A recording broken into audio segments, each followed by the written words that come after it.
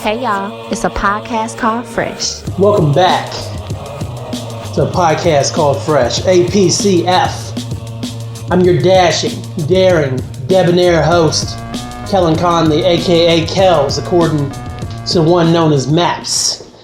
Miles Amadeus Prower is not with me today, mostly because I should have had this done weeks ago, but honestly, him and his wife are celebrating the birth of their baby boy. So let's give it up for them. Welcome to the world. Yeah, so what I'm doing, I'm trying to do my part and keep this a podcast called Fresh Train rolling, is, doing a solo episode. Maps had a solo episode of like 2 episodes ago, I believe. So, and he's done one before, so this is my first solo episode. Maybe Andre will hop on here and do a solo episode. That's up to her. But don't worry. Maps and I will link back up very soon. We actually have an episode that covers the rest of House of X and Powers of X in the stash, so that's coming. And then we got some coming attractions, like stuff like Scott Pilgrim. We're going to continue to cover the Black Cat series. He's been on me about this Punisher Kill Crew. We're going to talk about that. So there's a lot of stuff. And of course, X-Men still coming out. I don't know how much longer I'll be on that train though. I read X-Men #1 and nothing happened. Nothing to report. I mean, it's a setup issue. You have those with your #1s. So it's actually Comic Book Wednesday today. I'll have to check to see what drops this week. Because like X-Men literally has books dropping like every single week. Like House of X, Powers of X was bad enough, but now you got X-Men Excalibur. Like they got like 7 different books that's just rolling. Like this is a story that's just going to keep on chugging. And if Jonathan Hickman's writing all these, kudos to you, brother. Keep getting them checks. Anyway, I'm here today because I wanted to talk to y'all about I almost said a very special, a new show that has started on ABC. It's been out for several weeks now. It's called Stumptown, and it stars Colby Smulders. You probably know her from the Marvel Cinematic Universe as Agent Maria Hill, or you might know her from How I Met Your Mother, playing that character, Robin Sparkles, or Robin Scherbatsky. Spoilers, she ends up with Ted. Sorry if you're watching How I Met Your Mother. It is what it is, okay? Anyway, that's how we're rolling today. So yeah, Colby Smulders is stars in the show, and it's on ABC. And I saw a preview of it a while ago, actually. It was probably over summer, because when I don't know what they call it, but they'll start showing the networks have started doing trailers, essentially, is what it is. And so they'll have shows coming out in the fall, and then they'll drop an actual trailer for a show now. And not that this is a new thing, but with YouTube and everything and Facebook and all these media coming at you constantly, it's kind of hard to miss these things. Because I remember when ABC had The Mayor on, which got canceled, unfortunately. It was a good show. I remember seeing a trailer for that, and the whole concept of that was this local rapper in California ran for mayor in a small town and won. So that was like the whole premise of the comedy. It was cool though. It had like 10, 12 episodes. Should have been way longer. Have a whole ass episode of Hyphenation about it. It's way back in them archives. But it has a picture of Yvette Nicole Brown and the actor who played the lead character, Brandon something. I'm not looking it up. But it was a good show. So if you want to check it out, go find it. Anyway, Stumptown had this trailer, and the trailer leads off with this. 2 guys are riding in a car, and then suddenly the tape deck comes on. And they try to turn it off, and the tape deck doesn't go off. And it's Sweet Caroline. Now, for anybody who's familiar with Morgantown, West Virginia, WVU, West Virginia University, we hate the Pittsburgh Panthers. So it's our greatest rival ever. So whenever Sweet Caroline comes on, Sweet Caroline, we all go, eat shit, Pitt. Yeah, I'm not kidding, okay? Anyway, Sweet Caroline's on in a car, okay? And so 2 guys are up front, like, blah, blah, blah, I can't turn it off. And they're like, they start singing it, start getting into it, and as it starts getting that chorus, reaching out, touching me, and you just see something coming out of the back of the car, and it's not a horror show.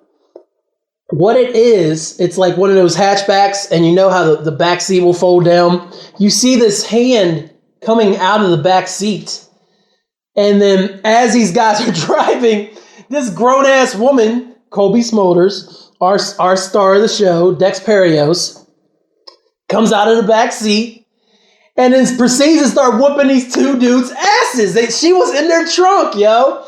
And so, like, as Sweet Caroline's blaring, and you can go find this on YouTube right now. The Sweet Caroline's blaring. She's whooping up on these two dudes. She escaped, and the guy's losing control of the vehicle. He barely dodges another vehicle. They hit this ramp, of course. The car shoots into the air, and then that's where it kind of fades to black. And that's exactly how the first episode of Stumptown begins. So, Stumptown stars Colby Smulders, Jake Johnson, better known as Peter B. Parker from Spider-Man Into the Spider-Verse, a.k.a. the best Spider-Man movie ever made. You may have heard about that. Also known as he was on New Girl for several seasons.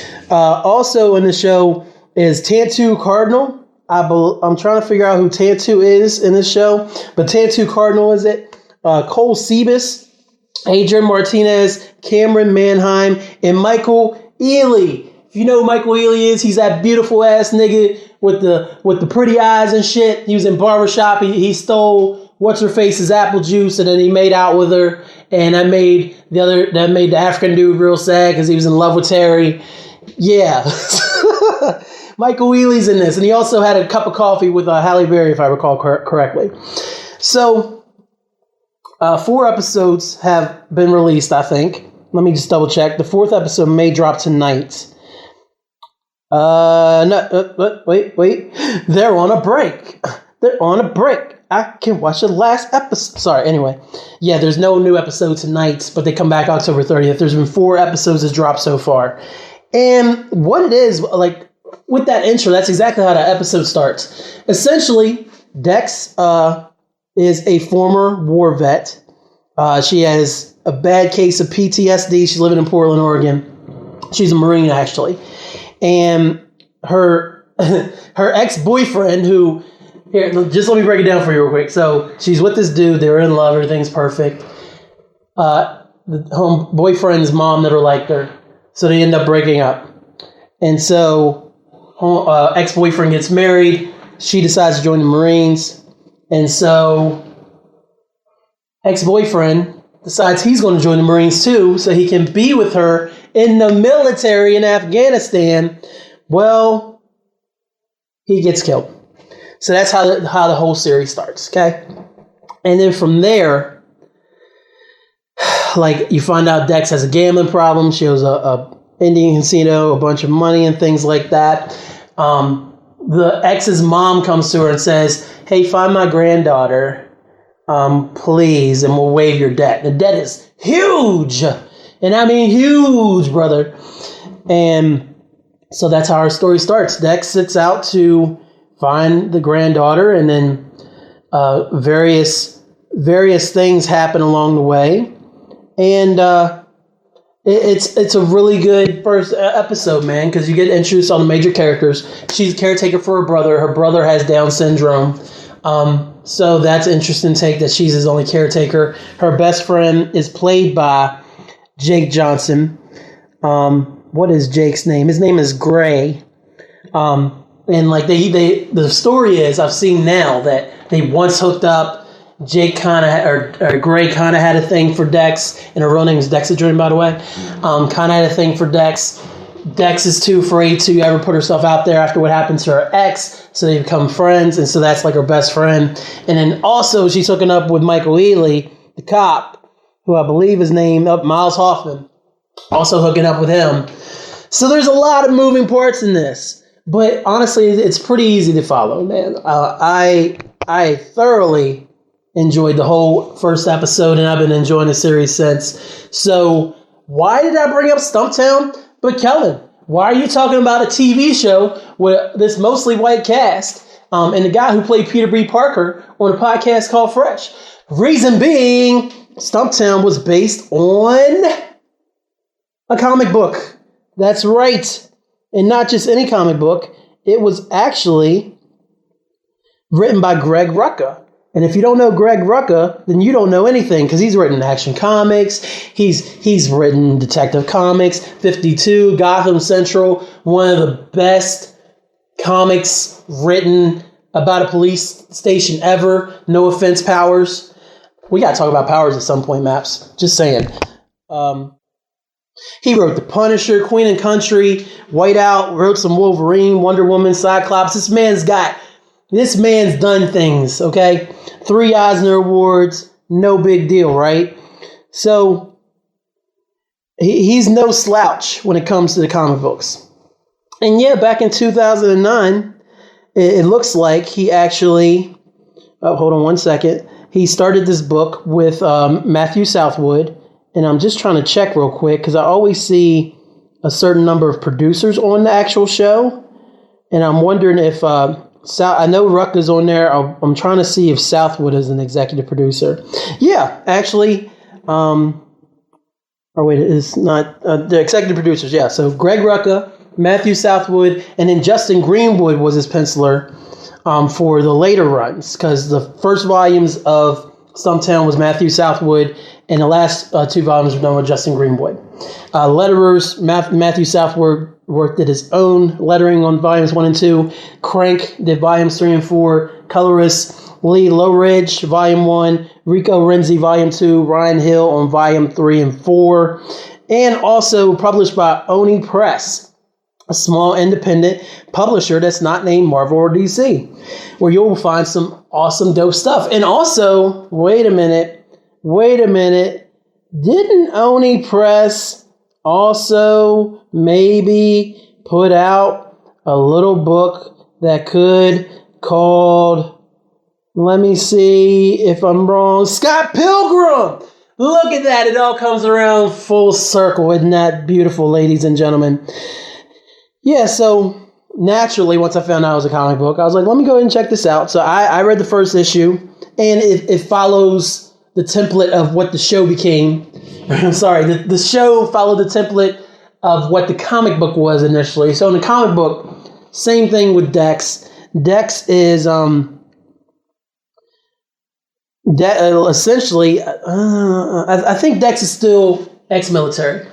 But the thing with Dex now is she still has a gambling debt. She still has the brother who she takes care of. But the very first couple panels of the issue, you see Dex getting shot and she falls into the water. What? Yeah, I know, right? So from there we go backwards in time, like Nas on Rewind, and then kind of see all the events that unfold leading up to her getting shot. So there are a lot of different things that are happening in this one. I've only read one issue, but a lot of moving parts, a lot of things that just got completely left out of the TV show. Like there's this rich guy who has interest in finding the granddaughter of the casino owner. And of course, the casino owner is the one who hires Dex still to waive her gambling debts. And then there is also, I think Gray is in it, but Gray's not in it very much. I'm not looking at it right now. But there's a lot of cool stuff that's happening in this first issue. And like I said, the whole story is told from you get to see where we end up. The whole story is told backwards. And we start making our way back through to the moment where Dex ends up getting shot. So I gotta say, man, just from what I've seen of Stumptown, the TV show, and in this first issue of Stumptown, I'm recommending both. So Stumptown's on Wednesdays at 10 o'clock on ABC. I'm hearing it's probably going to get renewed for season 2. It's doing well. It's holding its numbers. So that's what's up.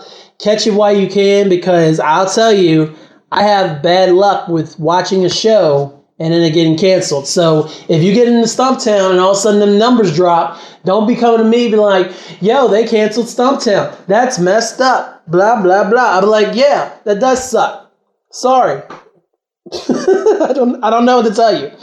And then also there are let's see, there are 4 volumes of Stumptown. Okay, so issues 1 through 4 and in volume 1, issues 1 through 5 of volume 2, then 1 through 5 of volume 3, and then that's ongoing. So they did issues 6 through 10, and that's volume 4. And that most recent one came out in 2017. The series started way back in 2009. So that's crazy. Just to think that in November 2009, actually it's about to be its 10-year anniversary for the comic book. From 10 years from the day the issue actually released, the first issue, it took it 10 years to go from that little idea on a comic book page, and now it's this major network TV show, which is super cool. So yeah, that is Stumptown, guys. Written by Greg Rucka, drawn by Matthew Southworth and Justin Greenwood. And then also Stumptown is on ABC's Wednesdays at 10, starring Kobe Smulders and Michael Ealy and Peter B. Parker. Jake Johnson. And I recommend both, guys. So here's what's going to happen. We're going to take a break. And when I come back, we're going to go on a little trip back to 1980. See y'all soon. My daddy's podcast is called Hyphenation. It's the world's greatest podcast. Barack Obama approved. On Hyphenation, my daddy talks about all kinds of cool things. And sometimes I'm on the podcast too. Sometimes he has his friend Marcus on. Sometimes he stays up really late and he's tired the next day. But it's worth it. But he loves his podcast, and I love his podcast. So I really want you to listen to Hyphenation, so Daddy doesn't get sad. He really doesn't get sad, though, because he has me. Oh, wait, please listen to Hyphenation. Thanks, y'all. I love the podcast, so please, please, please try to join. But if you know him. Perfect. Thank you. Can we hear it now? We do it for the culture, not the vultures. It's a podcast called Fresh. Welcome back. APCF. Fresh podcast called a podcast called Fresh. I am your host, Kellen Conley. Solo dolo this episode while Maps is home with the new baby. Or doing whatever. He's probably editing, honestly. He's ridiculous, man. I'm like, hey, Maps, get some sleep. He's like, can't, man, I'm editing. I'm like, okay. Hey, Maps, why don't you eat some food? Can't, man, I'm editing. I'm trying to figure out how to conquer the world. Hey, Maps, you want to do this podcast? Can't, man. Oh, yeah, we can do that. So I decided one of the things I wanted to do on a podcast called Fresh, when he said, I want you to be my co-host. I want you to be around. I want you to be a part of this. And just for the record, a podcast called Fresh originally was supposed to be a whole gang of us from Hyphen Podcast Group talking about various different things, and it's involved into this little comic book show. But don't think the train stops at me or Andrea or Maps, man. Handsome Bane. I know Maps had plans with him to get him to come back through. If long as he doesn't have to read, Marcus will be on here. Marcus showing Mad Love. Marcus showing Mad Love Robinson, my semi-regular co-host, and then Michael Lamarique. He's also part of it, and even Kay and Patton. And if you know Kay and Patton, that means that you listen to It's Like a Podcast or whatever, and that means you're dope. So don't think the train stops here. We have our little triangle right now with Maps at the top, but a podcast called Fresh encompasses many things. We're going to get into all that. But anyway, when he said, I want you to come on a podcast called Fresh, my host, I said, yo, we need to cover old comic books. He's like, yeah, absolutely. And then he's like, read this. When Maps gets excited, this is what happens, okay? So he sends me like 29 titles. He's like, read this trade. We're going to cover all of it. And I've been doing okay, you know. I've been doing okay. Not as great as I could be. But I've been all right. I've been doing all right. But we've made mention that we were going to cover some old Spider-Man stuff, and because we're both big Spider-Man guys. But I'd like to take this segment to talk about a superhero that's near and dear to my heart, who I have not been paying enough attention to lately. Mostly because I've not finished all 3 seasons of his show that's on Netflix. I'm talking about the man without fear, Daredevil. That's right. In case you don't know who Daredevil is, he is a Marvel Comics superhero. And the whole thing is, when Matthew Murdock was a small child, he saw a blind man crossing the street. Hurtling towards that blind man was a vehicle. And Matthew Murdock, being the stand-up kid that he was, he leapt in front of the vehicle and pushed the man out of the way. And when they both tumbled into the street, chemicals fell off the back of the truck because the truck was open, because that's what happens in the 1960s in the Marvel Universe. And the chemicals splashed Matthew right on his eyes, and he lost his sight. From there, you can find out the rest of the origin if you're interested, but essentially, he finds out that he has extra senses, and with these other senses all heightened, he essentially is not blind. He can't physically see, but with his radar vision, but with his radar and his heightened senses, everything else, he's able to function like a normal human being.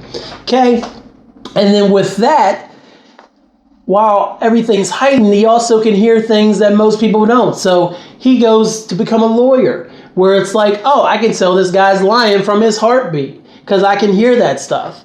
He's sensitive to everything other than actually being able to see. It's pretty incredible. Anyhoozle, his father, Battling Jack Murdock, former flunky and really bad boxer, decides he's not going to throw a fight. And when he doesn't throw a fight finally, after been throwing fights for years, he gets offed. So Matthew Murdock takes it upon himself to go get revenge, and thusly, Daredevil was eventually born. There's a lot more to it. But I bring this up to say this. I bought, years ago, I don't even know if it's a stone print, Daredevil Visionaries, Frank Miller, Volume 1. Bought this from my local comic book shop for $17.95. And I got this when I still worked at Teletech. And for those of you who don't know, Teletech is like a call center. They're outsourced from Bank of America. So essentially what you do all day at Teletech is you take customer service calls all day for Bank of America customers. It's wonderful. But back in my day, when I worked there 14 years ago, there would be times when you didn't have anything to do. I mean, you were literally just talking on the phone, looking at screens and stuff, but there would be time in between calls. So I would take time to draw, I would take time to read, take time to write lyrics, write some raps, things like that. So I picked up Daredevil Visionaries because I had never read the Frank Miller Daredevil stuff. I always heard great stuff. And I had recently, within this era, I'm pretty sure I had read, at this point, at least The Dark Knight, not The Dark Knight Rises. Wow. The Dark Knight Returns. Shit. I've read that by Frank Miller. And so I was excited to crack this open and get to Daredevil, because the reason that I was even interested in this, I started picking up Brian Michael Bendis' run on Daredevil, which is really popular around that time. It was like the hottest thing in comics, essentially. So I was picking that up week to week, and I was like, I want to go back and read some other Daredevil. So I got on a real big Daredevil kick, and this is where I got Daredevil Visionaries, Frank Miller, Volume 1. The issue I want to talk about, though, issue 163 of Daredevil. Cover date, March 1980. So this comic book's older than me and Naps. It might be older than some of our listeners today. Or there might be some listeners who are like, I remember that comic book. Because we know that comic books come far and wide. The reason I picked this comic book out is it's Daredevil versus the Hawk. Now, one of the cool things that people always bring up about Spider-Man, it's like, oh man, one of my favorite Spider-Man arcs was that one written by, I want to say it was Roger Stern, and it's when he was versus the Juggernaut. Nothing can stop the Juggernaut, and essentially it's Peter Parker throwing it all on the line to stop the Juggernaut, stop the Juggernaut, stop the Juggernaut. And it's incredible because Spider-Man never gives up. The will of Peter Parker is unbreakable. 100%. I agree. This is a similar vein. I don't know which came first. I would not be surprised this came first because I feel like Nothing Stops the Juggernaut was sometime in the mid-'80s, early 80s at least. This is 1980. So this is the dawn of the 80s when this came out. And what happens is Matthew Murdock is at a party, a swanky re-election campaign, $100 plate fundraiser for one district attorney, Blake Tower. Matthew Murdock's there, and he's like, I really don't want to be here, you know? And then his ex-girlfriend, Heather Glenn, comes rolling up on him. And he's like, hey, Matt. He's like, hey, how have you been? And she got some loopy, still in the disco era, Studio 54 dude with her. And he's trying to introduce herself. And then Matt hears something. He's like, I hear something. So from there, Matt is like, oh, shit. He says, oh, no. But he's like, oh, no. And then Heather gets pissed. She's like, why are you ignoring us? Blah, blah, blah. You're a conceited asshole. Blah, blah, blah. And so Matt's like, yo, so I've got to go. I think I know what that is. So he hits the patio. And then Foggy Nelson comes rolling out. And he's like, hey, man, I know that you and Heather just broke up. And it's probably hard for you to, you know, be around her. And then you could have been kind of moping. But let's talk about things and stuff. Now, this is when Foggy has no idea that he's Daredevil still. Something that I wasn't used to because when I came in on the Bendis books, and I also came in on Guardian Devil, Kevin Smith's Daredevil run. And so I'm fairly certain, I'm pretty certain that Foggy knew in Guardian Devil, and I definitely knew who knew in the Bendis run, that Matthew Murdock was Daredevil. Like, that was a fact that was established. So seeing Daredevil with a secret identity is hilarious. This episode's sponsored by Hardy's Coffee, by the way. Anyway, so Foggy's like, hey, man, if there's anything I can do, let me know. Let's talk. Let's bro it up. I love you. You love me. We're a big, happy family. And Matt's like, yo, give me a drink. And Foggy's like, absolutely, brother. I'll go get you a drink. So Foggy starts to leave, go get the drink, and your boy, Matthew Murdock, leaps off the roof with his handy-dandy billy club, of course. Now, his billy club is his jack-of-all-trades weapon. He can break it in half, where he can use it as, I don't want to call them sticks, but like a Christmas sticks, if you want to call it that, kind of like what Nightwing has, where he can use those for fighting. But then when he puts them together, he can hook the billy club on things. He can swing with it. So that's how Daredevil gets around. So anyway, leaps off the roof. Foggy's like, where the fuck you go? Blah, blah, blah. And then Daredevil's like, I know what that is. And he uses his radar sense and goes right to the source. And lo and behold, there is a emerald giant, a jade giant, the Incredible Hulk, right there in the middle of an alley. And of course, what had happened is he heard Hulk's heartbeat, because it's very hard to miss for someone with heightened senses like Matt Murdock. So Matt swings in, and he's like, hey, I want to help you, blah blah blah. And this Hulk is savage, but he's also very well spoken, because like normally it's like Hulk mad, Hulk blah blah blah blah, especially in this era. So Matt's like, hey, they don't understand. They think you're a monster. And then Hulk's like, I am a monster.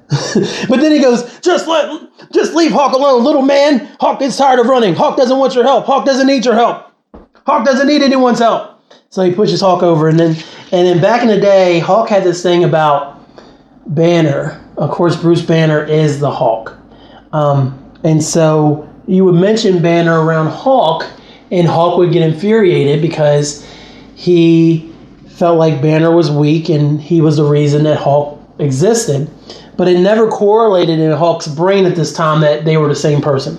It was a weird thing. So I think Peter David cleaned all that up when he came in. So Hulk tries to attack Matt and blah, blah, blah. Matt dodges. But then somehow Matt Murdock Black Widows him, like from Age of Ultron. And instead of like the poem and shit, he literally calms them down and gets them talking and everything. And then lo and behold, Bruce Banner is suddenly there, and the Hulk has disappeared. So Matt takes Bruce Banner home, lets him sleep in his bed, gets him some coffee. They have some talks, everything, and then pretty much Bruce is like, I don't even know how I got in New York. I don't know what's going on. I need to get out of here. And then Matt's like, hey, man, I completely get it. You just got to stay calm. Take this wad of bills because I'm a successful lawyer. Go get out of New York, man. Do what you got to do, but you can't stay in New York. And Bruce is like, thanks for everything, Matt. Really appreciate it. Now, Bruce has no idea that Matt is Daredevil. Of course, Matt knows that Bruce and Hulk are the same. So, Bruce Banner proceeds to leave New York. Now, he had several options to do this with. Matt gave him a good wad of bills. So even if he wanted to get the hell out of New York and just get far enough away where he's like, okay, I'm not in New York City proper, even if I'm still in New York State, he doesn't, it's funny to me. He doesn't go get a cab. He doesn't catch a plane. I mean, that's kind of dangerous being a Hulk, I guess. He doesn't even take the train. The cab probably would have been the most viable option. Like, worst case is like, can you please not bother me, cabbie? Like, let's just get me out of here, blah, blah, blah. He gets on the subway, fam. Bruce Banner's an idiot. So he gets on the subway. People are pushing him to get on the local number 6. And then people are smoking on the subway. And then he asks somebody to turn down his radio, and it's a young black gentleman. And what's the black guy do? Pushes Bruce Banner like a big old jerk for asking him to turn down his radio a little bit. He didn't say please. He did say excuse me. He didn't say please, though. So he pushes him, and the black guy's like, yeah, I do mind, because when I got to listen to creeps like you, because then if he turns down his radio, he has to listen to creeps like Matt Murdock. Like, kill Whitey. Anyway. And then as soon as he gets pushed, he runs into this little girl, this little white girl, and she elbows him in the back. And then the radio starts going off. The dude who was smoking burns him with a cigar, and then that's kind of the thing is when Bruce Banner gets mad, he turns into the Hulk, and that's exactly what we have here, ladies and gentlemen. So the Hulk emerges from the subway, jumps out of the subway car through the street. Matt Murdock is in a cab, headed somewhere, and then he's like, "Oh no, Bruce didn't make it out of the city," so he leaps into a blind alley, and then Daredevil appears. Dun, dun, dun, dun, dun, dun, dun, dun. Hulk is throwing shit. He's mad. And then Daredevil's like, what do you want, Hulk? Banner! Hulk will not leave the city until Hulk finds Banner. And, Daredevil's doing his thing, and he's Black Widowing it up, man. He comes up, and he's like, yo, Hulk, just chill, man. Let's get you out of here. Everything's cool. Then some dumbass cop shoots the Hulk in the back of the skull, and I kid you not. Shoots Hulk in the back of the skull. Hulk obviously doesn't feel it. But then Hulk's like, oh, so little man, you tried to trick Hulk. All you know is how to hurt.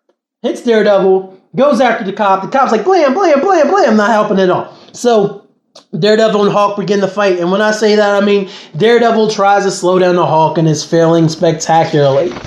So he is getting whooped over and over. The next few pages are literally Hulk beating the crap out of Daredevil. Daredevil literally drives a bus into the Hulk. And it doesn't help anything.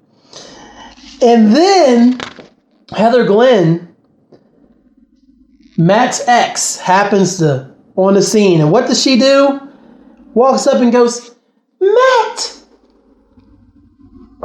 And who was listening? Ben Urich of the Daily Bugle.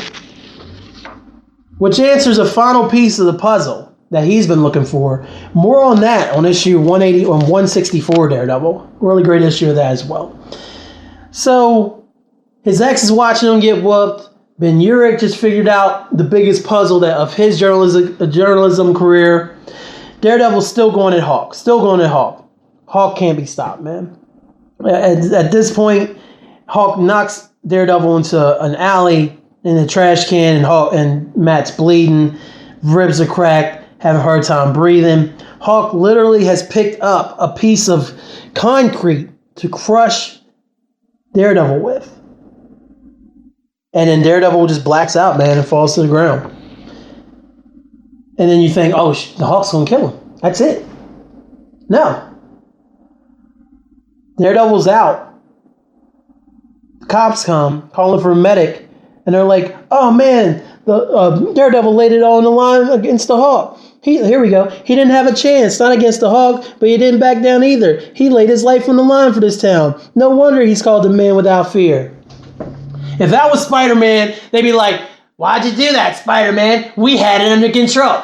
Nobody respects Spider-Man. Anyway, then Hulk takes off because Daredevil did get through to the Hulk. And so, in this moment, as Hulk is fleeing New York, Banner has gained some sort of control because he realizes. I don't know if Hulk. It was ever confirmed whether Hulk knew Daredevil's identity, but this might have been the moment where Hulk may have even put two and two together because the cop goes, "Anybody see where Hulk went?" "Yeah, I did. He stalked right past me. He's probably miles from here by now, and I'll never forget the look on his face. Like he just lost his only friend." And Hulk looks anguished, yo. Like he realizes that he literally beat the shit out of someone that he could trust. And he realizes it. And then the whole issue ends with Ben Urich typing up his latest column for the Daily Bugle. And his wife's like, "Ben, it's late. Can't that wait till tomorrow?" He's like, "No, darling, it can't. You go on to bed. I won't be long." And let me just read this to y'all as the issue ends. Few people remember battling Jack Murdoch now.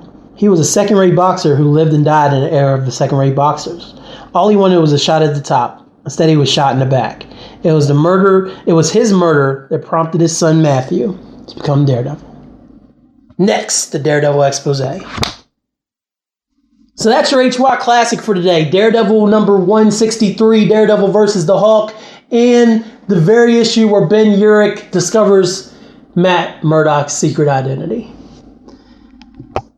And that's it. Podcast called Fresh. I'm Kellen Conley. So if you like this episode, I don't know why I said that.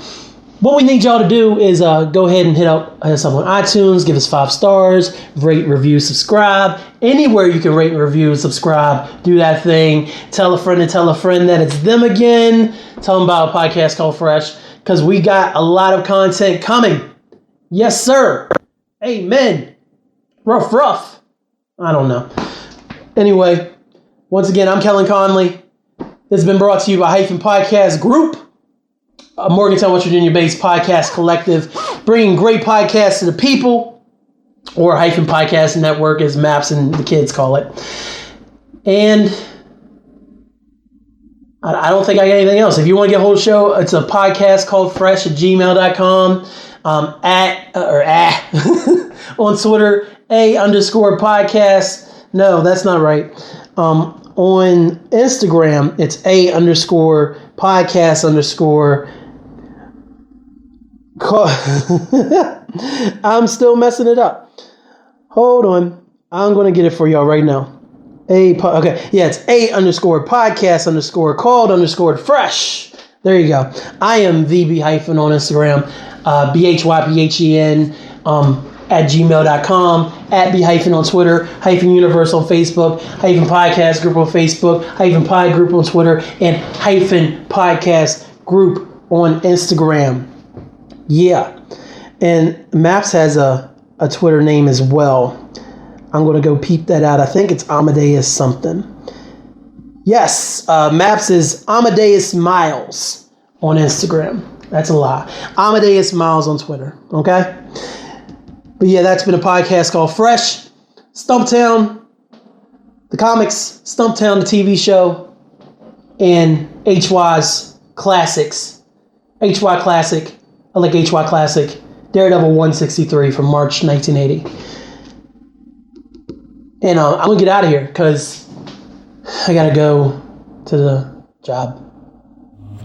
Y'all want to help me not do that job anymore? Listen to the show. All right, guys. Thanks, y'all. Thanks for listening. Don't forget to subscribe and comment. This has been a Hyphen Podcast Network production. They're the bestest. I'm getting paid at exposure.